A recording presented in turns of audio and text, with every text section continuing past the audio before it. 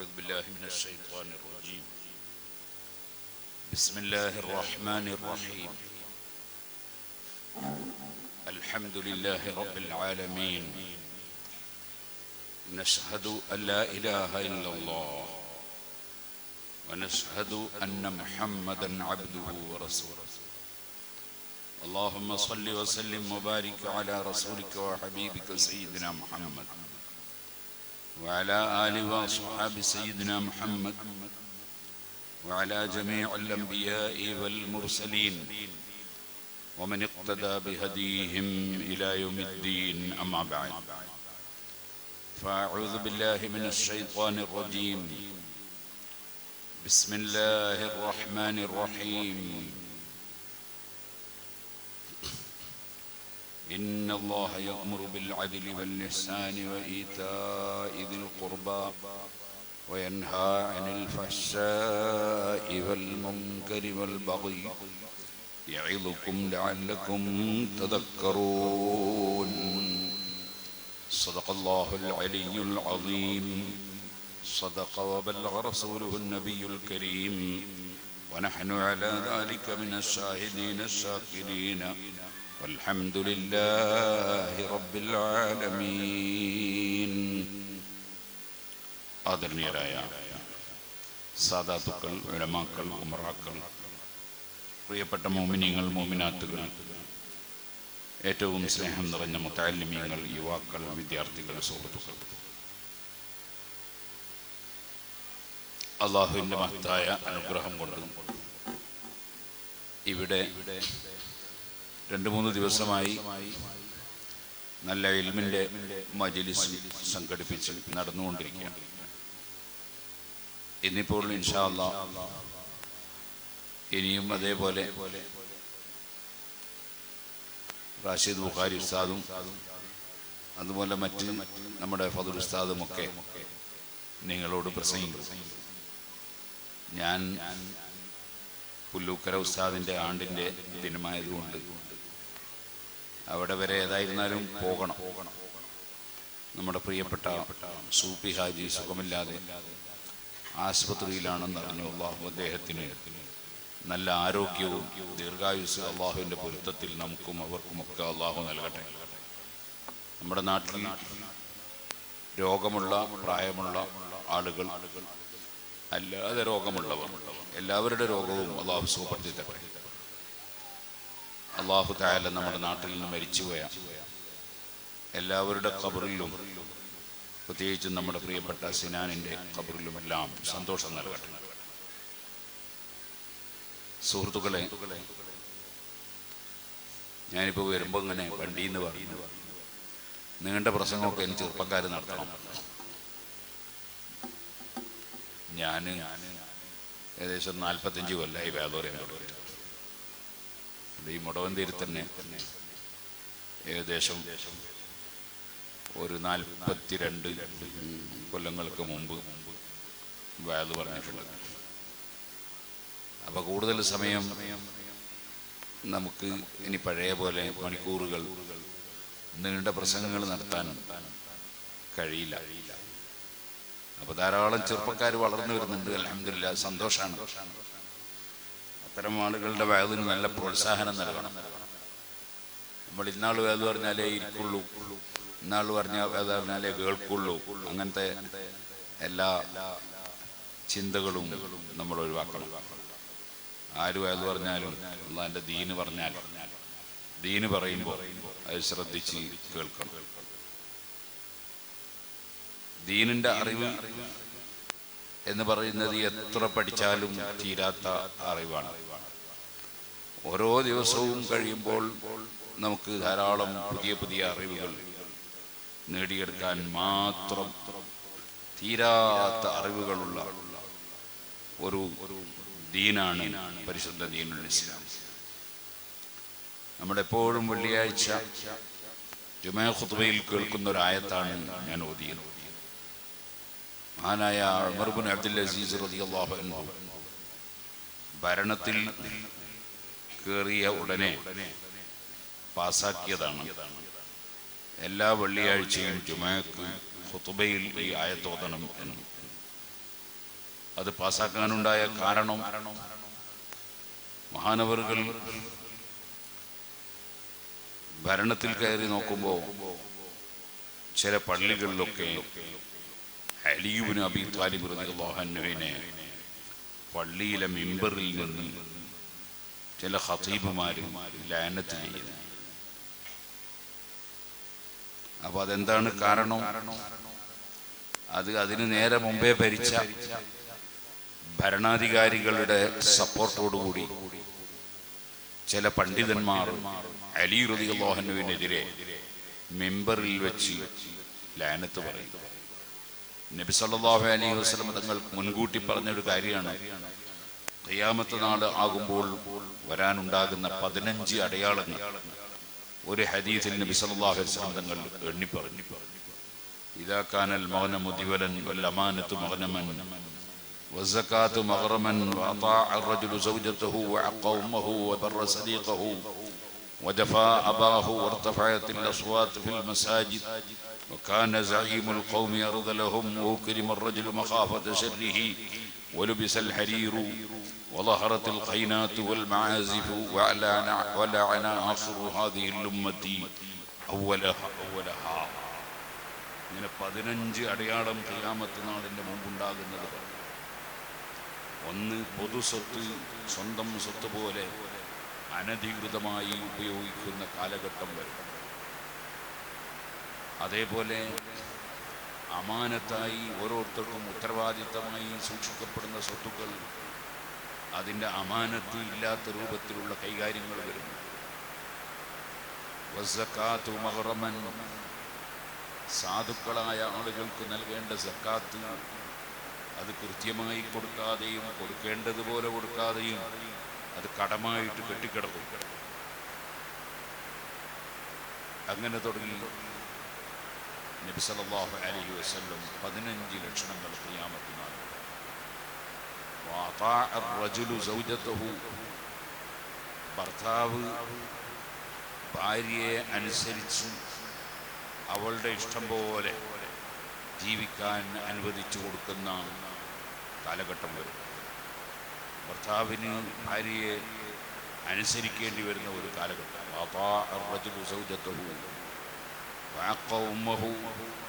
സ്വന്തം ഉമ്മാനെ ആദരിക്കുകയും ബഹുമാനിക്കുകയും സ്നേഹിക്കുകയും ഉമ്മാക്ക് ജീവിതം സമർപ്പിക്കുകയും ചെയ്യേണ്ടവരാണ് മക്കൾ. ആ മക്കൾ ഉമ്മാനെ ശല്യം ചെയ്യുന്ന, ഉമ്മാനെ ബുദ്ധിമുട്ടിക്കുന്ന കാലഘട്ടം വരും. നമ്മളിപ്പോൾ അടുത്ത് കണ്ടില്ലേ, ഒരു ചെറുപ്പക്കാരൻ ഉമ്മാനെ തല വെട്ടിക്കൊന്നു. അത് മുസ്ലിം ചെറുപ്പക്കാരനാണ്. അതുപോലെ വീട്ടിലുള്ള 5 ആളെ വേറൊരു ചെറുപ്പക്കാരൻ കൊന്നു കളഞ്ഞു, ഒറ്റ രാത്രി കൊന്നു. അങ്ങനത്തെ കാലഘട്ടം വരും. വഅഖ ഉമ്മഹു വബറ സദീഖഹു, ഒരു റിവായത്തിൽ അദ്നാ സദീഖഹു എന്ന് പറയും. സ്നേഹിതന്മാരെ അടുപ്പിച്ചു കൊണ്ടുവരും, സ്നേഹിതന്മാർക്ക് എന്തും ചെയ്തു കൊടുക്കും. വജഫാ അബാഹു വഅഖസാ അബാഹു എന്ന് ഒരു റിപ്പോർട്ടിൽ കാണാം. സ്വന്തം ബാപ്പയെ അകറ്റിക്കളിയും, ബാപ്പാനോട് സ്നേഹവും ബഹുമാനവും ആദരവൊന്നില്ലാതെയാവും. ജഫാ അബാഹു. അതേപോലെ വളഹറത്തിൽ ഖൈനാത്തു വൽ മആസിഫു, ഈ ഗാനത്തിൻ്റെ ഉപകരണങ്ങളും പാട്ടിൻ്റെ ഉപകരണങ്ങളും പാട്ടുകാരും സ്ത്രീകൾ പാട്ടുപാടുന്നവരൊക്കെ രംഗത്ത് വരും. അതേപോലെ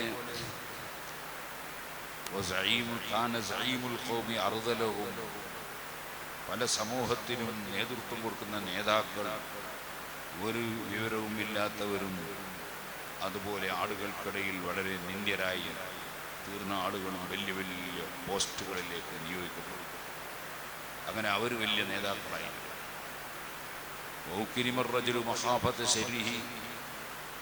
ഒരാളെ ആദരിക്കുന്നു, അയാൾക്ക് ആദരവുണ്ടായിട്ടല്ല, മഹാഫത്തെ ശരീഹി, അയാളെ നാശം പേടിച്ചിട്ട് ആദരിക്കണം. അങ്ങനെ നാശം പേടിച്ചിട്ട് ആദരിക്കപ്പെടുന്ന കാലഘട്ടം വരും. ഇങ്ങനെ നബി സല്ലല്ലാഹു അലൈഹി വസല്ലം തങ്ങൾ എണ്ണിപ്പറഞ്ഞ് അവിടുന്ന് പറഞ്ഞു, വലാന ആഖിറു ഹാദിഹിൽ ഉമ്മത്തി അവ്വലഹാ, ഈ ഉമ്മത്തിൻ്റെ അവസാനം വരുന്ന ചില ആളുകൾ ആദ്യം കഴിഞ്ഞു പോയ ആളുകളെ ശപിക്കുന്ന കാലഘട്ടം വരും. ആദ്യം കഴിഞ്ഞ ആളുകളൊക്കെ കുറ്റം പറയാനും അവരെ ശപിക്കാനും അവർക്കൊന്നും തിരിഞ്ഞില്ല, അവർ വളരെ മോശക്കാരാണ് എന്നൊക്കെ പറയുന്ന പുത്തൻവാദികൾ വരും എന്നാണ് എൻ്റെ അർത്ഥം.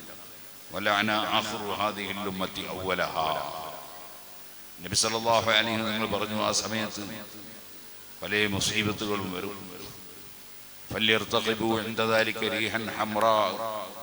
അപ്പൊ നിങ്ങൾ തീക്കാറ്റ് പ്രതീക്ഷിക്കണം. അതേപോലെ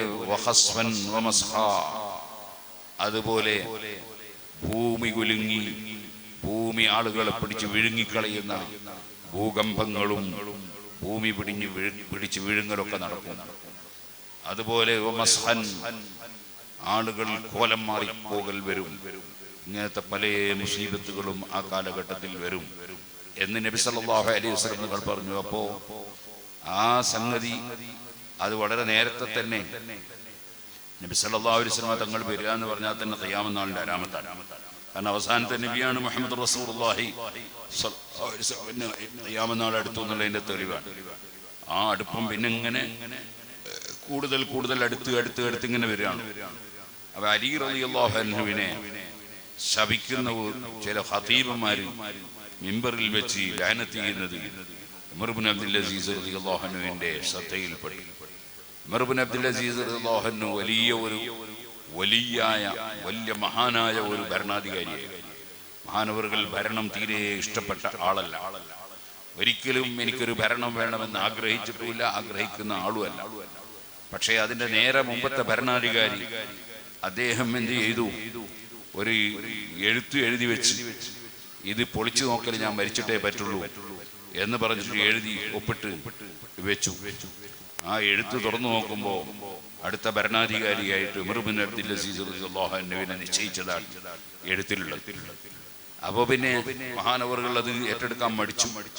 പക്ഷെ എല്ലാവരും നിങ്ങൾ തന്നെ ഏറ്റെടുക്കണം എന്ന് നിർബന്ധിച്ചു.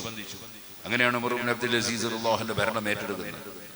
ഭരണം ഏറ്റെടുത്ത് കോടതിയിലേക്ക് വന്നപ്പോൾ ആദ്യം തന്നെ വരുന്ന ഒരു കേസ് ഒരു അമുസ്ലിം സഹോദരൻ കൊടുത്ത കേസാണ്. അതൊരു മുസ്ലിമിനെതിരായിട്ടുള്ള കേസാണ്. എന്താണ് പ്രശ്നം? ഈ അമുസ്ലിമിന്റെ സ്വത്ത്, ഈ അമുസ്ലിം സഹോദരന്റെ സ്വത്ത് ഒരു മുസ്ലിം സഹോദരൻ കൈവശപ്പെടുത്തിയിരിക്കുന്നു. അത് അദ്ദേഹം കൈവശം വെക്കുകയാണ്. കഴിഞ്ഞകാല ഭരണാധികാരികളെ സ്വാധീനിച്ച് അദ്ദേഹം കൈവശം വെക്കുകയാണ്. അതുകൊണ്ട് എനിക്ക് നിങ്ങളെ ഖുർആൻ അനുസരിച്ചൊരു തീരുമാനം തരണം എന്നാണ് ആ അമുസ്ലിം സഹോദരൻ കൊടുത്ത കേസ്. അത് ഉമർ ഇബ്നു അബ്ദുൽ അസീസ് റളിയല്ലാഹു അൻഹുവിന്റെ മേശപ്പുറത്തുണ്ട്. വേറെയും കേസുകളുണ്ട് ഫയലിൽ. അപ്പൊ ഉമർ ഇബ്നു അബ്ദുൽ അസീസ് റളിയല്ലാഹു അൻഹു കഴിഞ്ഞ ഭരണാധികാരിയുടെ മരണവുമായി ബന്ധപ്പെട്ട് രാത്രിയൊക്കെ വല്ലാതെ ഉറക്കൊഴിച്ചിട്ട് നല്ല ക്ഷീണമാണ്. അപ്പൊ ഭരണം ഏറ്റെടുത്തതിന് ശേഷം മഹാനവറുകൾ പറഞ്ഞു, ഞാൻ കുറഞ്ഞ സമയം ഒന്ന് കിടന്ന് വിശ്രമിക്കട്ടെ, ഒന്ന് ഉറങ്ങിയിട്ട് ഇൻഷാ അല്ലാഹ് വന്ന് ഞാൻ കോടതി കയറി ഫയലൊക്കെ നോക്കാം.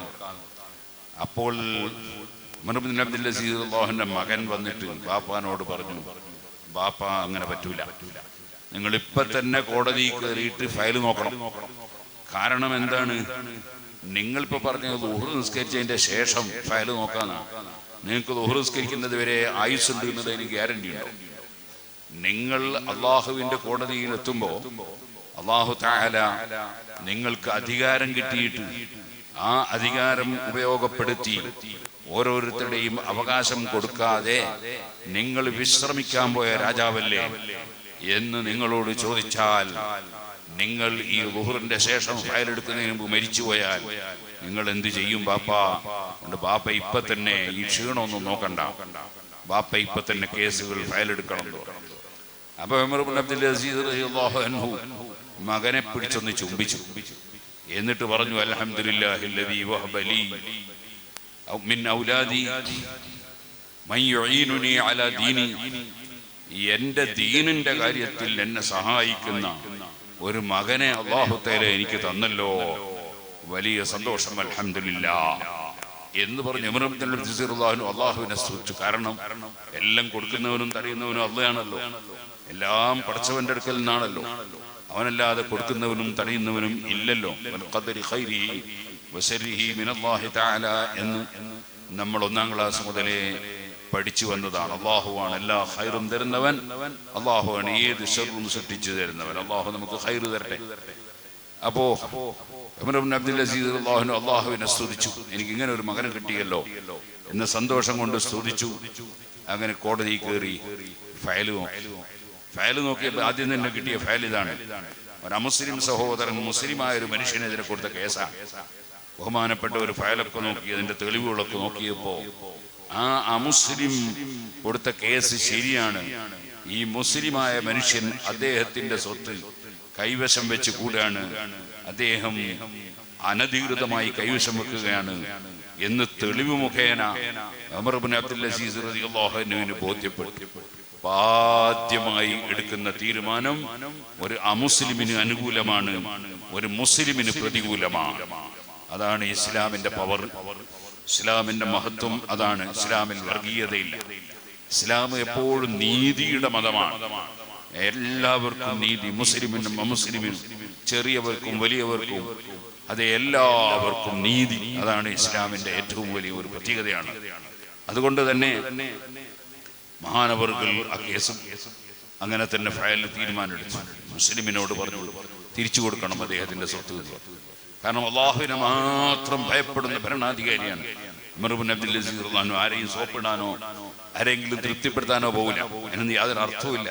ഇന്നക ലാ തഖദിറു അൻ തുർദിയ അന്നാസ കുല്ലഹും ഫഅസ്ലിഹ് മാ ബൈനക വബൈന അല്ലാഹി സുമ്മ ലാ തുബാലി ബിന്നാസ്. ഇമാം ഷാഫിഈ റളിയല്ലാഹു അൻഹു പറഞ്ഞില്ലേടോ, നിനക്ക് എല്ലാവരെയും തൃപ്തിപ്പെടുത്താനൊന്നും കഴിയൂലട്ടോ, എല്ലാവരെയും തൃപ്തിപ്പെടുത്തി ജീവിക്കാൻ സാധിക്കുന്ന കാര്യമല്ല. അവിടെ നീ എന്ത് വേണം? നീ അള്ളാഹുവിന്റെയും നിന്റെയും ഇടക്കുള്ള വിഷയം ക്ലിയറാക്കി വെക്കണം. സുമ്മ ലാ തുബാലി ബിന്നാസ്. പിന്നെ ജനങ്ങളെ വില വെക്കണ്ട. ജനങ്ങൾ ഒരു കൂട്ടർ നിന്റെ ബഹുമാനം പറയാനുണ്ടാവും, ഒരു കൂട്ടർ നിന്റെ കുറ്റം പറയാനുണ്ടാവും. അവർ കുറ്റം പറഞ്ഞുകൊണ്ട് നിനക്കൊന്നും വരാനില്ല, അവർ ബഹുമാനം പറഞ്ഞുകൊണ്ട് നിനക്കൊന്നും കിട്ടാനുമില്ല. അള്ളാഹു എന്താണോ തീരുമാനിച്ചത് അതേ കിട്ടുള്ളൂ. അള്ളാഹു തീരുമാനിക്കാത്ത ഒന്നും ആർക്കും കിട്ടൂല. അതുകൊണ്ട് ആളുകളെ കുറ്റം പറയുന്നു, ആളുകളെ പുകഴ്ത്തി പറയുന്നു, രണ്ടും നീ ഒരു വിലയും വെക്കണ്ട.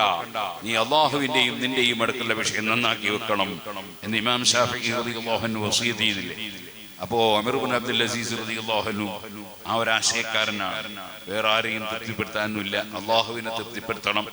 ആ നിലക്ക് നീതിമാനായി ഭരണം നടത്തണം എന്ന തീരുമാനമാണ്. അതനുസരിച്ചാണ് മഹാനവറുകൾ പ്രഖ്യാപിക്കുന്നത് എല്ലാ വെള്ളിയാഴ്ചയും ജുമഅക്ക് ഈ ആയത്ത് മിമ്പറിൽ ചോദനം. എന്താണ് ആ ആയത്ത്? ഇന്നല്ലാഹ യഅ്മുറു ബിൽ അദ്ലി വൽ ഇഹ്സാൻ. നിശ്ചയം അല്ലാഹു തആല നീതി കൊണ്ട് കൽപ്പിക്കുന്നു. നീതി വേണം.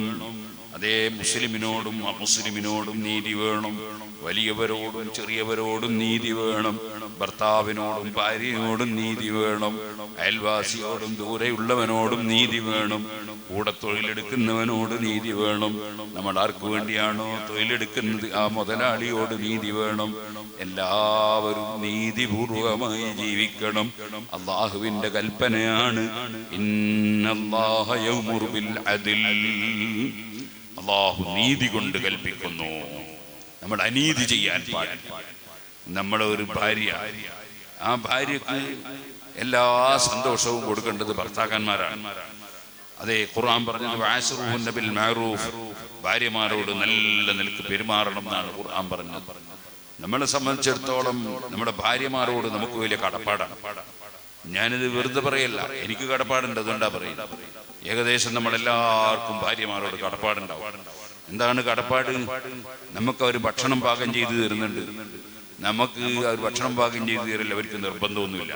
ഇസ്ലാമിന്റെ നിർദ്ദേശപ്രകാരം ഭർത്താവിന് ഭക്ഷണം ഉണ്ടാക്കി കൊടുക്കണമെന്ന് ഒരു കിതാബിലുമില്ല. അതേപോലെ തന്നെ നമ്മുടെ വസ്ത്രം അവർ അരക്കി തരാറുണ്ട്, അത് ചെയ്തു തരണം എന്ന് അവർക്ക് നിർബന്ധമൊന്നുമില്ല. അതുപോലെ ചിലപ്പോ ആ വസ്ത്രം അരക്കി തേച്ചു തരാറുണ്ട്, അതും നിർബന്ധമില്ല. എന്തിനധികം പറയണം? ഇസ്ലാമിന്റെ നിയമം അനുസരിച്ച് ഭാര്യക്ക് ഭർത്താവ് അവളെ സ്വന്തം വീട്ടിൽ വെച്ച് അവൾ സ്വന്തമായി ഭക്ഷണം പാകം ചെയ്ത് കഴിക്കുന്ന പതിവില്ലാത്ത സ്ത്രീകളാണെങ്കിൽ, അങ്ങനെയുള്ള ഈ അറബി പെണ്ണുങ്ങളൊക്കെ അങ്ങനെയാണ്. അവരെ വീട്ടിൽ നിന്ന് അവർ ഭക്ഷണം ഒന്നും ഉണ്ടാക്കില്ല, അതിനൊക്കെ വേറെ ആളാണ്. അങ്ങനെ സ്വന്തം വീട്ടിൽ നിന്ന് ഭക്ഷണം ഉണ്ടാക്കി കഴിച്ച് പതിവില്ലാത്ത പെണ്ണാണെങ്കിൽ അവൾക്ക് ഭക്ഷണം ഉണ്ടാക്കി കൊടുക്കാൻ ഒന്നുകിൽ ഒരു സർവന്റിനെ നിശ്ചയിച്ചു കൊടുക്കണം. അങ്ങനെയാണല്ലോ പലർക്കും കുക്കിന്റെ ജോലി കിട്ടുന്നത് വിദേശത്തൊക്കെ. ഈ അറബികളെ ഭാര്യമാർക്കും അറബിക്കൊക്കെ ഭക്ഷണം ഉണ്ടാക്കി കൊടുക്കാൻ വലിയ വലിയ ഹൈറാണ്. ആ കുക്കുമാർ തന്നെ വലിയ ബർക്കത്തുള്ള ആൾക്കാരാണ്. കാരണം അങ്ങനത്തെ പല കുക്കുമാരെ കൊണ്ടാണ് നമുക്ക് വലിയ മദ്രസയിലും കിട്ടുക. അവരില്ലെങ്കിൽ അത് കിട്ടലുണ്ടാവില്ല. അപ്പൊ അല്ലാഹു തആല ഓരോരോ വഴി ഇങ്ങനെ തിരിക്കലാണ്. അപ്പൊ ഈ കുക്കിനെ നിശ്ചയിച്ചു കൊടുക്കണമെന്നാണ് ഇസ്ലാമിന്റെ നിയമം പെണ്ണുങ്ങൾക്ക്. എന്തിന്? അവർ സ്വന്തത്തിൽ ഭക്ഷണം ഉണ്ടാക്കി തിന്ന് പരിചയമില്ലാത്ത അല്ലെങ്കിൽ ആ പതിവില്ലാത്ത സ്ത്രീകളാണെങ്കിൽ അവർക്ക് കുക്കിനെ നിശ്ചയിച്ചു കൊടുക്കണം, അല്ലെ നമ്മൾ തന്നെ ഉണ്ടാക്കി കൊടുക്കണം. അല്ലാതെ ഇങ്ങോട്ട് ഭക്ഷണം ഉണ്ടാക്കി തരണമെന്ന് ഒറ്റ കിതാബിൽ പറഞ്ഞില്ല. അപ്പൊ സുഹൃത്തുക്കളെ, പക്ഷേ എൻ്റെ ഭാര്യ എനിക്ക് ഭക്ഷണം ഉണ്ടാക്കി തരാറുണ്ട് എന്ന് മാത്രമല്ല, അവൾക്ക് ഏറ്റവും സന്തോഷം അവൾ ഉണ്ടാക്കിയ ഭക്ഷണം ഞാൻ കഴിക്കുമ്പോഴാണ് സന്തോഷം. അവൾക്ക് അതിലാണ് സന്തോഷം. വേറൊരുത്തർ ഭക്ഷണം ഉണ്ടാക്കി തരാൻ അവൾക്ക് ഇഷ്ടമല്ല. അവർ എൻ്റെ വസ്ത്രം വേറെ ആൾ അലക്കി തരാൻ അവൾക്ക് ഇഷ്ടമല്ല. നിങ്ങളെല്ലാം ഭാര്യമാർ അങ്ങനെ തന്നെയായിരിക്കും ഞാൻ വിചാരിക്കുന്നത്.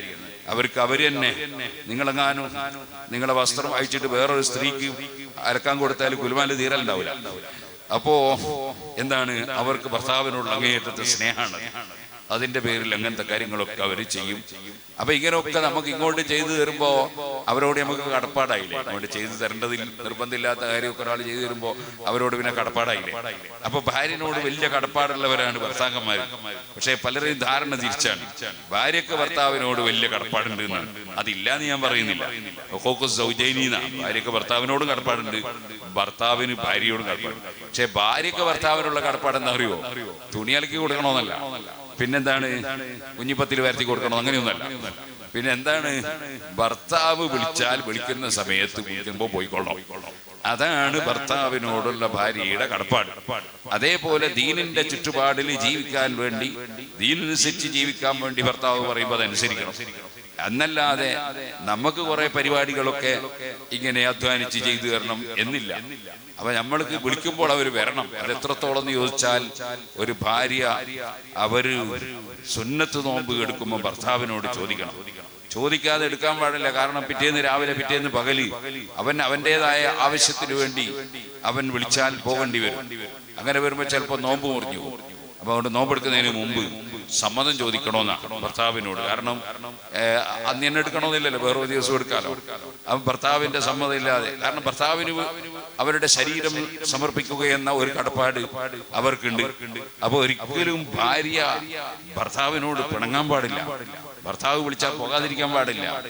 അതേപോലെ തന്നെ ഒരു ഭാര്യയെ സംബന്ധിച്ചിടത്തോളം അവള് ചെയ്യേണ്ട ഒരു കാര്യം എന്താണ്, ഭർത്താവിന്റെ അടുക്ക പോകുമ്പോൾ നല്ല വൃത്തിയിൽ പോകണം, നല്ല ഡ്രസ്സ് ധരിച്ചിട്ട് പോകണം, നല്ല പൗഡറൊക്കെ ഇട്ട് അങ്ങനെ നല്ല അത്രയൊക്കെ പൂശിയിട്ട് പോകണം ഭർത്താവിന്റെ അടുത്ത് പോകുമ്പോൾ. അതേ സമയത്ത് പുറത്തു പോകുമ്പോഴോ അങ്ങനെയൊന്നും പോകാൻ പാടില്ല. ഇസ്ലാമിന്റെ നിയമം അങ്ങനെയാണ്. പുറത്തു പോകുമ്പോൾ വേറെ അന്യപുരുഷന്മാരുള്ള സ്ഥലത്ത് പോകുമ്പോൾ എല്ലാം അത്ര വരുന്നുണ്ട്. അപ്പോഴല്ല പൗഡർ ഉണ്ട്, അപ്പോഴല്ല സ്പ്രേ അടിക്കേണ്ടത്. സ്പ്രേ അടിക്കാനേ തന്നെ, അടിക്കാൻ പറ്റുന്ന സ്പ്രേയോ അല്ലോ ഒന്നും എനിക്കറിയണ്ട. അപ്പൊ ഞാൻ പറഞ്ഞു വന്നത്, ഭർത്താവിന്റെ അടുത്ത് പോകുമ്പോഴാണ് ഏറ്റവും നല്ല സൗന്ദര്യത്തിലും നല്ല സുഗന്ധത്തിലൊക്കെ പോകേണ്ടത് ഭർത്താവിന്റെ അടുത്ത് പോകുമ്പോഴാണ്. പക്ഷെ പലപ്പോഴും സ്ത്രീകളെ പരിപാടി എന്താന്ന് ചോദിച്ചാല്, ഭർത്താവിന്റെ അടുത്ത് പോകുമ്പോ അടുക്കളയിൽ നിന്നൊക്കെ ആകെ ഇട്ട് നാറിയ മുണ്ടും കുപ്പായോ ഒക്കെ ഇട്ട് ഒരു കുളിക്കുകയും കൂടി ചെയ്യാണ്ടാണ് ചില സ്ത്രീകൾ ഭർത്താവിന്റെ അടുത്ത് പോവാ. അങ്ങനെ പോകാൻ പാടില്ല. ഭർത്താവിനെ സന്തോഷിപ്പിക്കുന്ന വിധത്തിൽ പോകണം. പുഞ്ചിരിച്ചുകൊണ്ട് കയറി ചെല്ലണം. കയറി വരുമ്പോൾ പുഞ്ചിരിച്ചുകൊണ്ട് സ്വീകരിക്കണം. അങ്ങനെയാണ് ഭർത്താവിനോട് ഭാര്യയുടെ കടപ്പാട്. ഭർത്താവിന്റെ കടപ്പാടോ ഒരുപാട് കടപ്പാടുകളാണ്. അവൾക്ക് ഭക്ഷണം കൊടുക്കണം, അവൾക്ക് വെള്ളം കൊടുക്കണം, അവൾക്ക് വസ്ത്രം കൊടുക്കണം. അവളുടെ സംരക്ഷണവുമായി ബന്ധപ്പെട്ട എല്ലാ കാര്യങ്ങളും ഭർത്താവ് ചെയ്തു കൊടുക്കണം. അപ്പോ അങ്ങോട്ടും ഇങ്ങോട്ടും ഒക്കെ കടപ്പാടുകൾ ഉണ്ട്. ആ കടപ്പാടൊക്കെ പാലിച്ച് ജീവിക്കുമ്പോഴാണ് നീതി ചെയ്തവനാവുള്ളൂ, അല്ലെ അനീതി ചെയ്തവനാവും. അല്ലാഹു നീതി കൊണ്ട് കൽപ്പിക്കുന്നു. അല്ലാഹു തആല നന്മ കൊണ്ട് കൽപ്പിക്കുന്നു. എപ്പോഴും മറ്റുള്ളവർക്ക് ഉപകാരം ചെയ്യുന്നവനാകണം, വേറെ ഒരാൾക്ക് ഉപദ്രവം ചെയ്യുന്നവനാകാൻ പാടില്ല.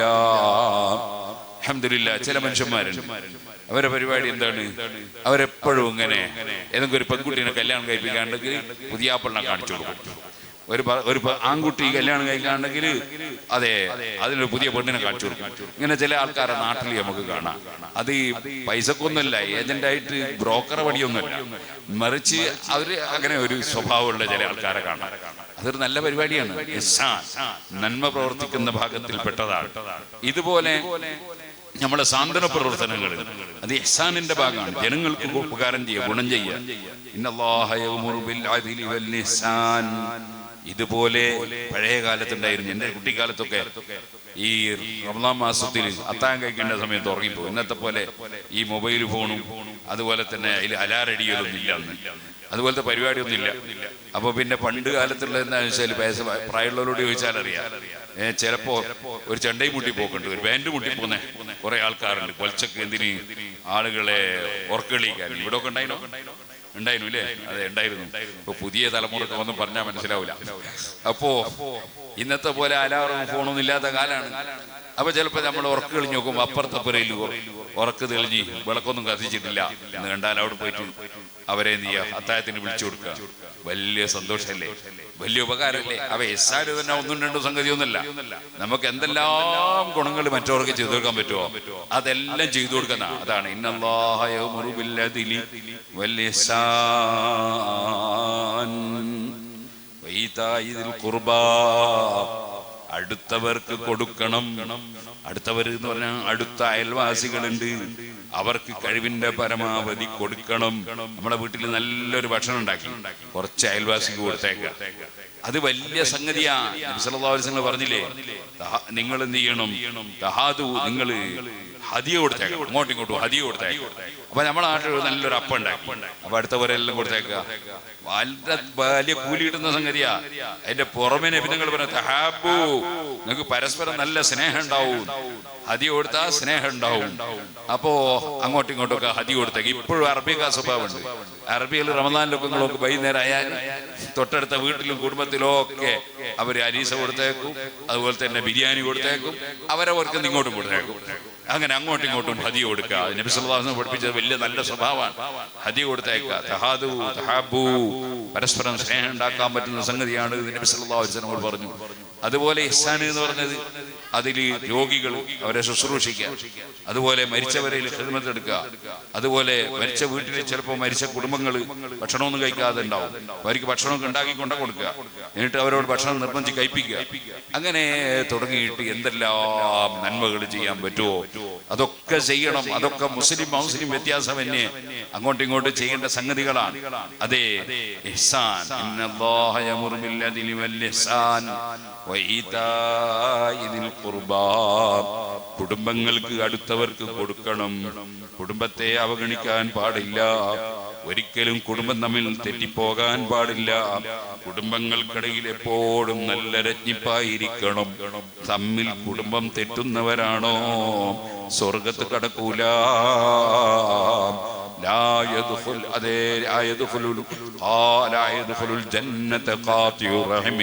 കുടുംബ ബന്ധം മുറിക്കുന്നവൻ സ്വർഗത്ത് കടക്കൂല.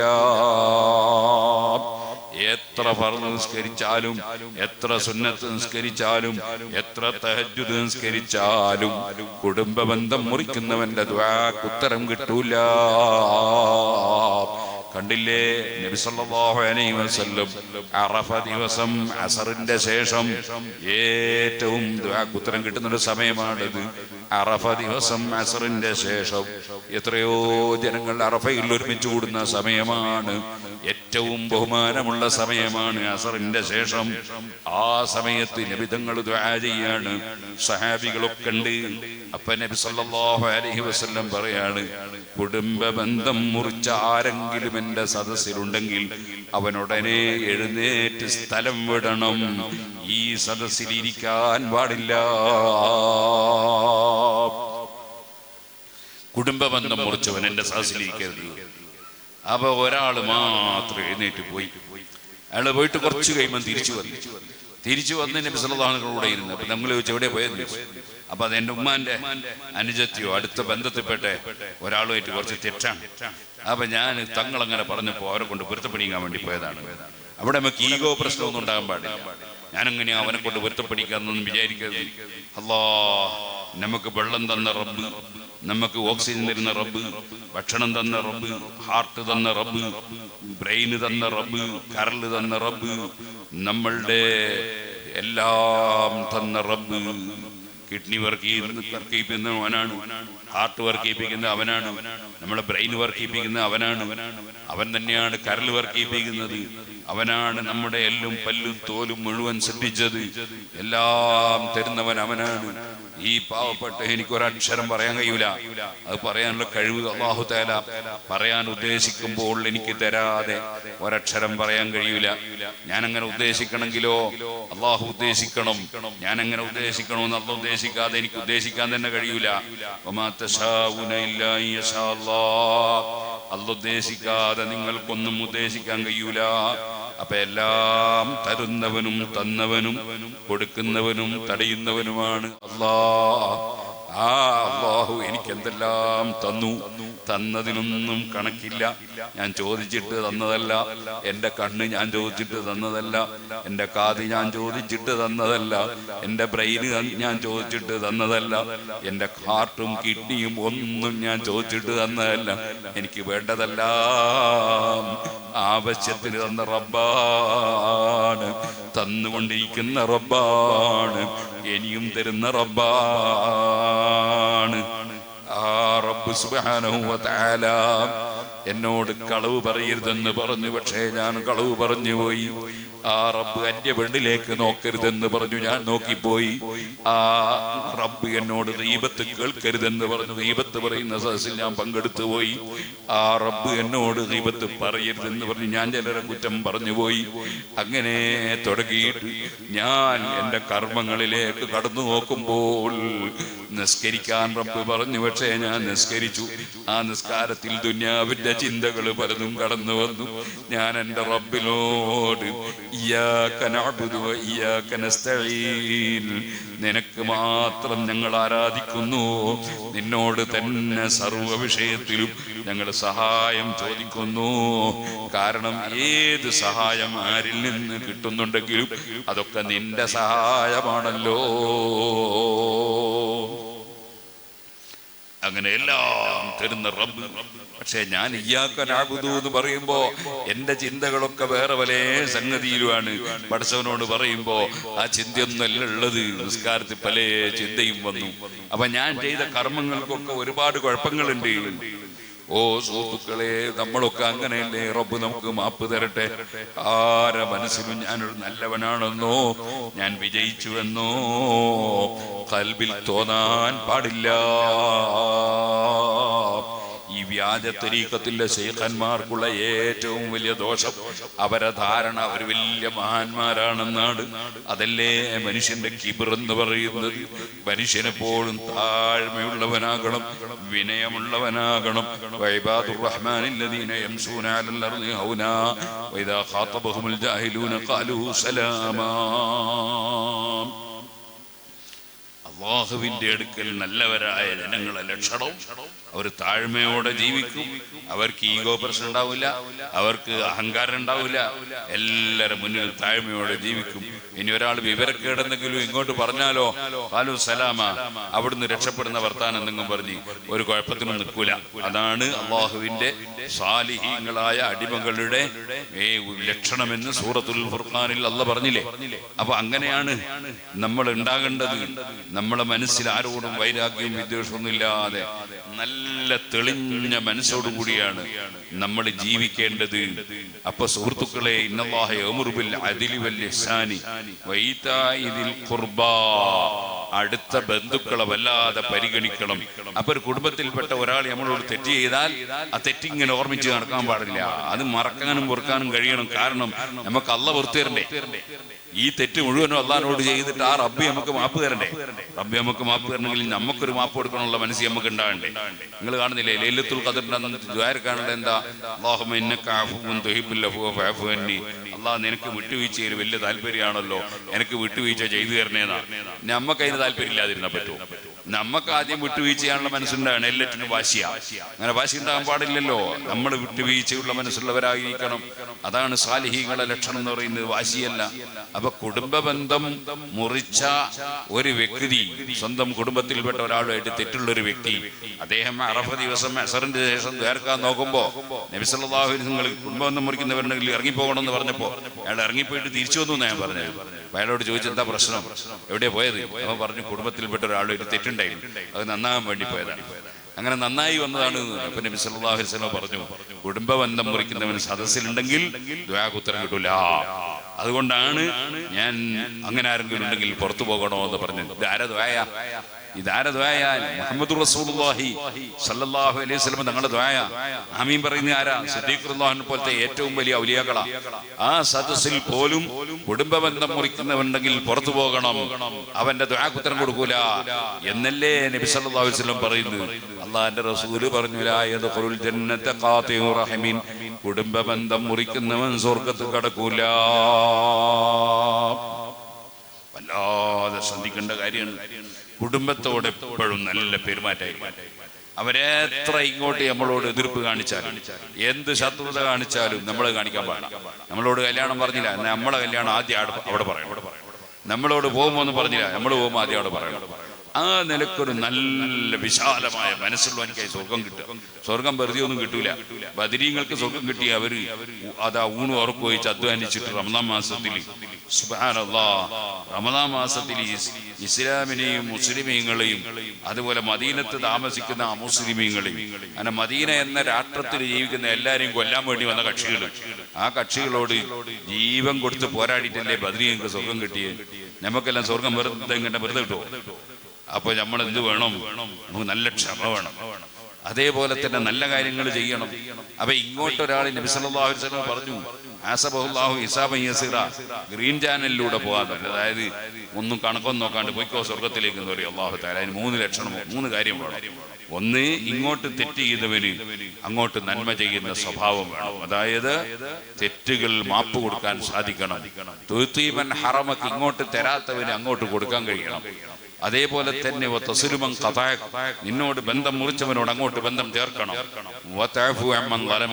ഇങ്ങോട്ട് അക്രമം ചെയ്തവന് അങ്ങോട്ട് അക്രമം ചെയ്യാൻ പാടില്ല, വിട്ടുവീഴ്ച ചെയ്യണം. ഈ 3 കാര്യം ഉണ്ടെങ്കിൽ ഡയറക്റ്റ് വേഗം സ്വർഗ്ഗത്തിൽ കടക്കാന്നാണ് റസൂലുള്ളാഹി സ്വല്ലല്ലാഹു അലൈഹി വസല്ലം പറയുന്നു. ആ സ്വഭാവം നമ്മുടെ ജീവിതത്തിൽ ഉണ്ടാക്കാൻ നോക്കണം. അപ്പൊ കുടുംബങ്ങളുമായിട്ട് തെറ്റാൻ പാടില്ല.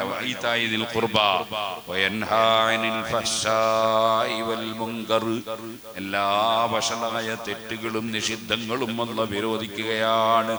നമ്മളാരും വഷളായ കാര്യങ്ങൾ ചെയ്യരുത്. ഒരിക്കലും സ്വന്തം ഭാര്യയുമായി ബന്ധപ്പെട്ടുകൊണ്ടല്ലാതെ ഒരു മനുഷ്യനും ലൈംഗികാസ്വാദനം നടത്തരുത്. അല്ലാത്തതെല്ലാം പച്ച ഹറാമാണ്. ഖുർആൻ പറഞ്ഞതല്ലേ, അതേ, ഫമനിബ്തഗാ വറാഅ ദാലിക ഫൗലൈക ഹുമുൽ ആദൂൻ. ഭാര്യയുമായി ബന്ധപ്പെട്ടുകൊണ്ടല്ലാതെ ഒരുത്തരും അവന്റെ വികാരശമനം നടത്താൻ പാടില്ല. അപ്പൊ തെറ്റായ വഷളായ കാര്യങ്ങളിലൊക്കെ മാറി നിൽക്കണം. അങ്ങനത്തെ ഒന്നും ഉണ്ടാകാൻ പാടില്ല. അള്ളാഹു വിരോധിച്ചൊന്നും ചെയ്യാൻ പാടില്ല. കടം വാങ്ങിയിട്ട് കൊടുക്കാതിരിക്കുക, വേറൊരുത്തന്റെ ഹക്കെടുക്കുക, അങ്ങനത്തെ ഒന്നും ഉണ്ടാകാൻ പാടില്ല. വളരെ ശ്രദ്ധിക്കണം. ഹാരിസ് മുഹാസിബി എന്ന് പറഞ്ഞിട്ടൊരു വലിയ മഹാനുണ്ടായിരുന്നു. വലിയ വലിയാണ്. ബഹുമാനപ്പെട്ട ഒരു ജുനൈദുൽ ബഗ്ദാദി റളിയല്ലാഹു അൻഹു, ഔലിയാക്കളെ വലിയ നേതാവ്. ജുനൈദുൽ ബഗ്ദാദി തങ്ങളെ പുറക്ക് മൂപ്പര് വിളിച്ച് ഭക്ഷണം കഴിച്ചിട്ട് പോകാതെ. അപ്പൊ നല്ലോണം വിശക്കുന്നുണ്ട്.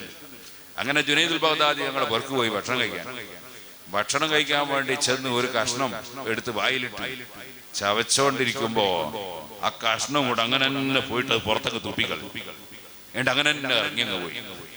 ഹാരിസുൽ മുഹാസിബി റളിയല്ലാഹു അൻഹു, ജുനൈദുൽ ബഗ്ദാദി തങ്ങൾ പറയാണ്, അങ്ങനെ അദ്ദേഹം പോയി.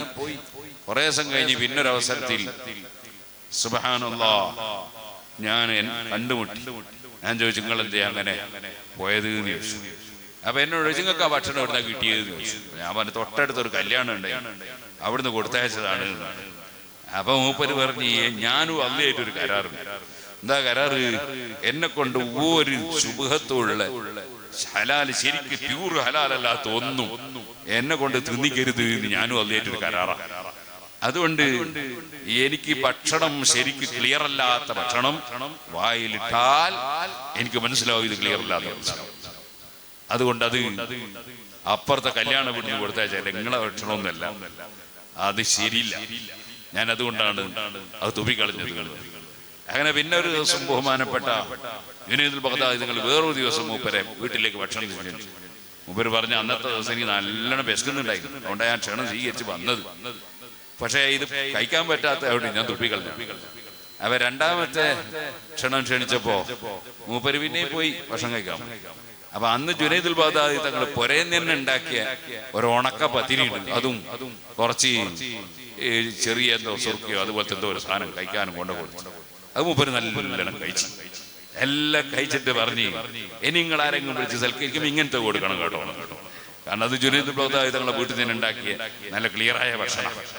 അപ്പൊ ഞാൻ പറഞ്ഞു വന്നത്, നമ്മള് ഒരിക്കലും വേറൊരുത്തരുടെ ഹക്ക് നമ്മളെ കയ്യിലായി പോയത്. സുന്നത്ത് ജമാഅത്തിന് നല്ല പിടുത്തം വേണം. മഹാനായ ഹാരിസുൽ മുഹാസിബ് റളിയല്ലാഹു അൻഹുവിന്റെ ബാപ്പ മരിച്ചു. ബാപ്പ സുന്നിയല്ല, ബാപ്പ ഖദരിയ. ഖദരി എന്ന് പറഞ്ഞാൽ ഖദറിൽ വിശ്വാസമില്ലാത്ത, ഈ ചേടൻ എന്ന് പറയും ചേട്ടിന് കേൾവിയില്ലാത്തവർ, അതുപോലെ ഖദരി എന്ന് പറഞ്ഞാൽ ഖദറിൽ വിശ്വാസമില്ലാത്തവർ. അപ്പൊ അങ്ങനത്തെ ഒരു സുന്നിയല്ലാത്ത ഒരാളാണ് ബാപ്പ. ബാപ്പ മരിച്ചപ്പോ കോടിക്കണക്കിന് ഉറുപ്പ്യന്റെ സ്വത്തുണ്ട്, ദീനാറും ദുർഹമൊക്കെ ഉണ്ട്. മൂപ്പര് ഒരൊറ്റ നയാ കാശ് എടുത്തില്ല, ഒരു നയാ കാശ് എടുത്തില്ല. അപ്പൊ ചോദിച്ചാ എന്താ? അയാൾ വേറെ മില്ലത്തില്ല, ഞാൻ വേറെ മില്ലത്തില്ല, അതുകൊണ്ട് തന്നെ അയാളെ സ്വത്ത് എനിക്ക് വേണ്ട. ബാപ്പാന്റെ സ്വത്ത് എടുത്തില്ല. അതാണ് ഹാരിസുൽ മുഹാസിബ് റളിയല്ലാഹു അൻഹു. വെറുതെ അല്ല അല്ലാഹു തആല അത്രയും സൂക്ഷ്മതയോടെ ജീവിക്കാനുള്ള തൗഫീഖ് കൊടുത്തത്. അപ്പൊ നമ്മൾ സാമ്പത്തിക രംഗം വളരെ ക്ലിയർ ആയിരിക്കണം, എപ്പോഴും ക്ലിയർ ആയിരിക്കണം. വേറൊരുത്തന്റെ ഒരു നേക്കാശ് നമ്മുടെ കയ്യിലേക്ക് വിട്ടുപോകരുതുള്ള നല്ല നിർബന്ധം നമുക്കുണ്ടാകും. നമ്മൾ അതുപോലെ തന്നെ കളവ് പറയും, വാക്ക് പാലിക്കണം. മൂമിനായ മനുഷ്യന്റെ ലക്ഷണങ്ങളൊക്കെ നമ്മുടെ ജീവിതത്തിൽ കൃത്യമായി പാലിച്ച് ജീവിക്കണം. അതേ അല്ലാഹു തആല പറഞ്ഞു, യൻഹാനിൽ ഫഹ്ശാഇ വൽ മുൻകരി വൽ ബഗി, അക്രമം ചെയ്യാൻ പാടില്ല. അപ്പൊ നിങ്ങൾ കണ്ടില്ലേ ആ കാശ്മീർ താഴ്വരയിൽ നിരപരാധികളായ ആളുകൾ, അവരെ പോയിട്ട് കുറെ തീവ്രവാദികൾ വെടിവെച്ച് കൊന്നു. ആരാന്നൊന്നും എനിക്കറിയില്ല, അത് നമ്മളല്ലല്ലോ അത് നോക്കണ്ടത്. ആരായാലും അതിന്റെ ഒരു ആഴം, ആ തെറ്റിന്റെ ഒരു ആഴം നിങ്ങൾ ആലോചിച്ചു. ഒരു തെറ്റ് ഉണ്ടായതിന്റെ ശേഷം കാണാത്ത മനുഷ്യന്മാര്, ജീവിതത്തിൽ കാണാത്ത ഒരാൾ, ഇപ്പൊ കേരളത്തിൽ നിന്ന് ഒരാളെ കൊല്ലപ്പെട്ടു, അയാളെ ആ കൊന്നോ എനിക്ക് വല്ല പരിചയമുണ്ടോ? ജീവിതത്തിൽ ബന്ധപ്പെടാത്ത ഒരാളെ എന്താവശ്യത്തിനാണ് നിറവേച്ച് കൊല്ലുന്നത്? ഈ തീവ്രവാദി, ഭീകരവാദി എന്നൊക്കെ പറഞ്ഞാൽ അള്ളാന്റെ ദീനുമായിട്ട് ഒരു ബന്ധവും ഇല്ലാത്തവര്, അല്ലാഹുവിന്റെ ഖുർആൻ ശരിക്കും വിശ്വസിക്കാത്തവരല്ലേ ഈ തീവ്രവാദികൾ. അല്ലാഹ് പറയാണ് വൽ ബഗി, അക്രമം അല്ലാഹ് വിരോധിച്ചിരിക്കുന്നു. ആരെയും ആക്രമിക്കാൻ പാടില്ല, ഒരു സാധനത്തെ ആക്രമിക്കാൻ പാടില്ല. വൽ ബഗി, പൂച്ചനെ ആക്രമിച്ചിട്ടല്ലേ ഇങ്ങനെ കത്തിയെടുത്ത് കുത്തിയൊന്നല്ല, പൂച്ചക്ക് ഭക്ഷണം കൊടുക്കാതെ പിടിച്ച് കെട്ടിയിട്ട വകയിലല്ലേ ഒരു സ്ത്രീ നരകത്ത് കടന്നു നബി സല്ലല്ലാഹു അലൈഹി വസല്ലം പറഞ്ഞു. അതേസമയം നായക്ക് വെള്ളം കൊടുത്തോണ്ടല്ലേ ഒരാളെ ദോഷം പുറത്തു ചെയ്യുന്നത്. അപ്പൊ എത്ര സുന്ദരമാണ് ഇസ്ലാം, എത്ര സുന്ദരമാണ് ഇസ്ലാം. ആ ഇസ്ലാമിനെ തെറ്റിദ്ധരിപ്പിക്കാൻ വേണ്ടി ഇസ്ലാമിന്റെ ശത്രുക്കളല്ലേ ഇത്തരം പരിപാടികൾ ചെയ്യുന്നവർ. ഇരിക്കട്ടെ, അല്ലാഹ് പറയാണ് വൽ ബഗി, അക്രമം ചെയ്യാൻ പാടില്ല. യഈദുക്കും, അല്ലാഹു നിങ്ങളോട് വഅദ് പറയുന്നു, ലഅല്ലക്കും തദക്കറൂൻ, നിങ്ങൾ ഉപദേശം സ്വീകരിക്കുന്നവരാകാൻ, ഉത്ബുദ്ധരാകാൻ. അല്ലാഹു ഖുർആനിൽ പറഞ്ഞ ഈ വഅദാണ് വെള്ളിയാഴ്ച എല്ലാ ദിവസവും മെമ്പർന്ന് നമ്മൾ കേൾക്കുന്നത്. ഉമർ ഇബ്നു അബ്ദുൽ അസീസ് റളിയല്ലാഹു അൻഹു പാസാക്കിയതാ. ഇനി അലി ഇബ്നു അബീ താലിബിനെ പറ്റി ഒരൊറ്റ കുട്ടി മെമ്പർ വന്ന് മിണ്ടിപ്പോകാൻ പാടില്ല, അതിന് പകരം ഈ ആയത്ത് ഓതണം. അങ്ങനെ അക്കാലം മുതൽ എന്ന് പറഞ്ഞാൽ ഏകദേശം 1300-ലധികം കൊല്ലമായി ആ ആയത്ത് പള്ളി മെമ്പറിൽ വെച്ച് ഓതി വരികയാണ്. അല്ലാഹു സുബ്ഹാനഹു വ തആല നമുക്ക് എല്ലാവർക്കും നല്ലവരായി ജീവിച്ച് നല്ലവരായി മരിക്കാനുള്ള തൗഫീഖ് നൽകട്ടെ. ഞാൻ എൻ്റെ വാക്കുകൾ നിർത്തുന്നു. ഇൻഷാ അല്ലാഹ് വഅദൊക്കെ സാധാരണ നിർത്തുന്ന സമയത്ത് നിർത്തിയാൽ മതി. ഇനിയും വഅദ് പറയാൻ ഇവിടെ ധാരാളം ആളുകളുണ്ട്, അവരൊക്കെ നിങ്ങളോട് വഅദ് പറയും. എനിക്ക് പുല്ലൂക്കര പോകണം, അത് കഴിഞ്ഞിട്ട് പിന്നെ 2 മീറ്റിംഗ് വേറെ ഉണ്ട്, വഅദും അവിടുത്തെ വഅദും കഴിഞ്ഞിട്ട്. അതുകൊണ്ട് ഞാൻ നീട്ടി സംസാരിക്കുന്നില്ല. മർക്കസുൽ ഹുദ ദശവാർഷിക സമ്മേളനം 2026 ഏപ്രിൽ 17, 18, 19 വെള്ളി, ശനി, ഞായർ തീയതികളിൽ ഇരിങ്ങണ്ണൂരിൽ വെച്ച് ഇൻഷാ അല്ലാഹ് നടത്തുന്നു. അല്ലാഹു അതിന് നമുക്ക് തൗഫീഖ് ചെയ്യട്ടെ. അതിനാവശ്യമായ എല്ലാ കാര്യങ്ങളും, അതിനു മുമ്പ് പൂർത്തീകരിക്കേണ്ട എല്ലാ പദ്ധതികളും അല്ലാഹു തആല നമുക്ക് പൂർത്തീകരിച്ചു തരട്ടെ. നിങ്ങളൊക്കെ വല്ലാതെ കഠിനാധ്വാനം ചെയ്ത് മർക്കസുൽ ഹുദ എന്ന ഒരു സ്ഥാപനം ഇവിടെ പടുത്തുയർത്തി. അൽഹംദുലില്ലാഹ്, എത്ര വലിയ ഭാഗ്യമാണ്. എത്ര കുട്ടികളാണ് ഇൽമു പഠിക്കുന്നത്. അതൊരു ചെറിയ ഭാഗ്യമാണോ? അൽഹംദുലില്ലാഹ്, ഈ വെള്ളക്കുപ്പായവും വെള്ള തലയെക്കെട്ടും കെട്ടിയ മുതഅല്ലിമീങ്ങൾ നമ്മുടെ ഈ ചെറിയ പ്രദേശത്ത്, നമ്മൾ വലിയ പൈസക്കാരൊന്നുമല്ല, പക്ഷെ അൽഹംദുലില്ലാഹ് അല്ലാഹു തആല തന്നതിൽ നിന്ന് എല്ലാവരും കഴിവിന്റെ പരമാവധി സഹായിക്കുന്നു. അത് നമ്മളെ സംഘടനയെ പെട്ടവരും സഹായിക്കുന്നു, സംഘടനയെ പെടാത്തവരും സഹായിക്കുന്നു, എല്ലാ നല്ല മനുഷ്യന്മാരും സഹായിച്ചിട്ട് അൽഹംദുലില്ലാഹ് നമ്മളെ മർക്കസുൽ ഹുദ അതിവിടെ ഉണ്ടാക്കി ഇപ്പൊ നല്ല ഭംഗിയിൽ നടക്കുന്നു. ഇനിയും അള്ളാഹു പുരോഗമിപ്പിച്ചു തരട്ടെ. അതിനു വേണ്ടി ഇനിയും പ്രവർത്തിക്കാനും സഹായിക്കാനൊക്കെ അള്ളാഹു എല്ലാ ആണുപെണ്ണിനും അള്ളാഹു തആല തൗഫീഖ് ചെയ്യട്ടെ. അള്ളാഹു നമുക്ക് എല്ലാവർക്കും എല്ലാ ഖൈറും വർദ്ധിപ്പിക്കുമാറാകട്ടെ. ഞാൻ 2-3 ദിവസം മുമ്പ് ഇവിടെ നമ്മുടെ എസി മഹ്മൂദ് ഹാജിയുടെ വീട്ടിൽ വന്നിരുന്നു. ഞാൻ ഖത്തർ പോയ സമയത്ത് അദ്ദേഹത്തിന്റെ വീട്ടിൽ പോയിരുന്നു. അൽഹംദുലില്ലാഹ് സിറാജുലൊക്കെ നല്ല സഹായം തന്നു അദ്ദേഹം. അള്ളാഹു അദ്ദേഹത്തിന് ഖൈറും ബർക്കത്തും ഏറ്റി കൊടുക്കട്ടെ. ആ കുടുംബത്തിനും അള്ളാഹു തആല എല്ലാ ഖൈറും ചെയ്യട്ടെ. അതുപോലെ പല മുഅ്മിനീങ്ങളും ഇവിടെ നമ്മുടെ ഇബ്രാഹിക്കുണ്ട്, എപ്പോഴും സിറാജുലേക്ക് അരി കൊടുത്തേക്കാറുണ്ട്, അദ്ദേഹവും അദ്ദേഹത്തിന്റെ അനുജന്മാരൊക്കെ. അതുപോലെ ഇവിടെയുള്ള എല്ലാവരും അങ്ങനെ തന്നെയാണ്. നമ്മുടെ അബ്ദുള്ള ഹാജി ഒരു ചെറിയ പിക്കപ്പിൽ എന്നെ എടുത്തിട്ട് എത്രയാണ് ബഹ്റൈനിൽ നിന്ന് ഓടിയത്. അള്ളാഹു തആല ഖബൂൽ ചെയ്യട്ടെ. അങ്ങനെ ഓരോരുത്തരും എല്ലാവരും ഇവിടെയുള്ള എല്ലാ ആൾക്കാരും മരിച്ചുപോയവർക്കൊക്കെ അള്ളാഹു തആല പുറത്തു കൊടുക്കട്ടെ. നമ്മുടെ CP-യുടെ പിതാവ് അതുപോലെ തുടങ്ങിയിട്ട് പലരും മരിച്ചുപോയവരുണ്ട്. അള്ളാഹു അവരുടെ ഒക്കെ ഖബൂൽ സന്തോഷം കൊടുക്കട്ടെ. ജീവിച്ചിരിക്കുന്നവർക്കൊക്കെ അള്ളാഹു തആല ബർക്കത്ത് ചെയ്യട്ടെ. നമ്മുടെ സൂഫി ഹാജിക്ക് അള്ളാഹു തആല നല്ല ആഫിയത്ത് നൽകട്ടെ. അള്ളാഹുവിന്റെ പൊരുത്തത്തിൽ അവർക്കും നമുക്കൊക്കെ അള്ളാഹു ദീർഘായുസ്സ് തരട്ടെ. അൽഹംദുലില്ലാഹി റബ്ബിൽ ആലമീൻ ഹംദൻ യുവാഫി നിഅമഹു വയുകാഫി മസീദാ. അല്ലാഹുമ്മ സ്വല്ലി അലാ സയ്യിദിനാ മുഹമ്മദിൻ വഅലാ ആലി വഅസ്ഹാബി സയ്യിദിനാ മുഹമ്മദ്. എല്ലാവരും ഒരു ഫാത്തിഹ ഓതണം. നമ്മുടെ നാട്ടിൽ നിന്നും കുടുംബത്തിൽ നിന്നൊക്കെ മരിച്ചുപോയവരുടെയും അതുപോലെ സിനാനിന്റെയും പേരിൽ ഫാത്തിഹ മാത്രം, ഒരു ഫാത്തിഹ മാത്രം എല്ലാവരും ഓതണം. അൽ ഫാത്തിഹ. അഊദു ബില്ലാഹി മിനശ് ശൈത്വാനിർ റജീം. ബിസ്മില്ലാഹിർ റഹ്മാനിർ റഹീം. അൽഹംദുലില്ലാഹി റബ്ബിൽ ആലമീൻ അർറഹ്മാനിർ റഹീം മാലികി യൗമിദ്ദീൻ ഇയ്യാക നഅ്ബുദു വഇയ്യാക നസ്തഈൻ ഇഹ്ദിനസ് സിറാത്തൽ മുസ്തഖീം സിറാത്തൽ ലദീന അൻഅംത അലൈഹിം ഗൈറിൽ മഗ്ദൂബി അലൈഹിം വലദ്ദാല്ലീൻ. ആമീൻ. നമ്മുടെ പ്രിയപ്പെട്ട CP മൂസ കാലിന്റെ രോഗം ഉസ്താദിന് അറിയാലോ, 58 കൊല്ലായി. അള്ളാഹു തആല മൂസക്ക് നല്ല ആഫിയത്ത് കൊടുക്കട്ടെ. രോഗികളൊന്നും മനസ്സിന് വിഷമിക്കരുത്. അള്ളാഹു തആല ഏത് കാരണം മുഖേന സ്വർഗം തരാൻ നമുക്കൊന്നും അറിഞ്ഞൂടാ. ചിലപ്പോൾ രോഗം തന്നിട്ട് അവകയിലായിരിക്കും സ്വർഗം തരാം, ചിലപ്പോൾ മുസീബത്ത് തന്നിട്ട് അമ്പകയിലായിരിക്കും സ്വർഗം തരാം. ചിലപ്പോൾ അള്ളാഹു തആല നല്ല പൈസയും പണവും ആരോഗ്യമെല്ലാം തന്നിട്ട് അത് മുഖേനയും സ്വർഗം തരുമല്ല.